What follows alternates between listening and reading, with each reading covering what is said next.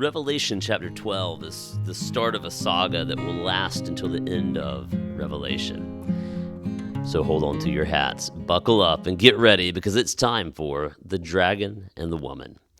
Hello and welcome to the Rooted Together podcast, a podcast which aims to root you in Christ through His Word together. I'm your host, Charles, and today we are in Revelation 12, and like I said, beginning what becomes a continuous story that ends in chapter 22, the end of the book. So in Revelation chapter 12, we begin this story with we have a dragon in heaven and a woman who is pregnant.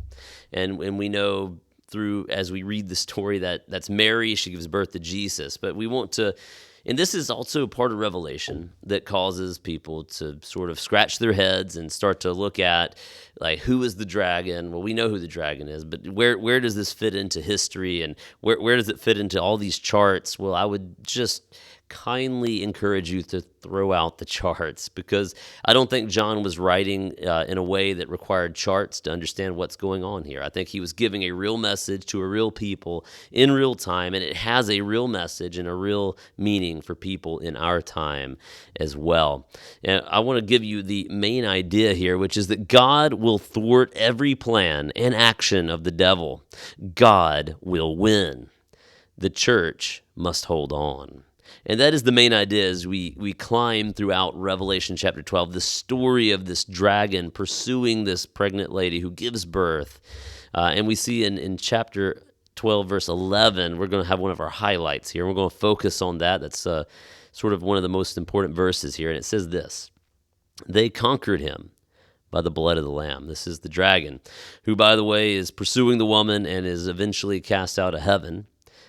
He chases her on earth. The child goes up to heaven. The dragon's in heaven. He's thrown down. And then you get to verse 11. It says, they conquered him by the blood of the Lamb and by the word of their testimony. That is the saints. For they did not love their lives to the point of death. So throughout the saga of the dragon, the woman and the woman. So every plan of the devil, of the dragon, is thwarted. He wants to kill the son. He fails. He wants to destroy the woman. He fails. He breathes out water. The earth just drains it. He goes up in heaven to make war. He's thrown down.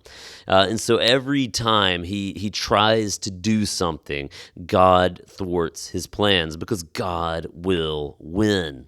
So to the church, hold on. We do have a real enemy. So we have this celebration in heaven.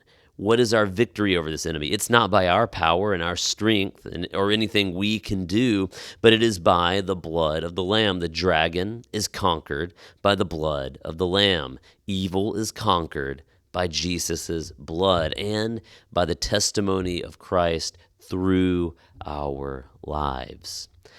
So Jesus' blood defeats the dragon, and so do the testimonies of those who suffer for Christ. Now, we may look at the world and we might wonder, where is God, right? We see these, we don't see a dragon, but we do see evil everywhere. And we go, where is God? Well, in this chapter, we see him behind every thwarted plan. We see him delivering people from the deceiver. We see that God will win. Even the attacks on his people are temporary. The dragon really did pursue the woman and caused problems. Now, is this a metaphoric dragon? Probably, in the sense that it's in the context. John is giving us real spiritual realities in the context of this story. And it's going to become important in chapter 13 and 14 and 15 as we get really into the beast and all these things. We don't get lost in the imagery, but the imagery serves as a vehicle for the story, which is the true story of the enemy attacking God's people, God delivering his people, and God winning. So to the church, hold on.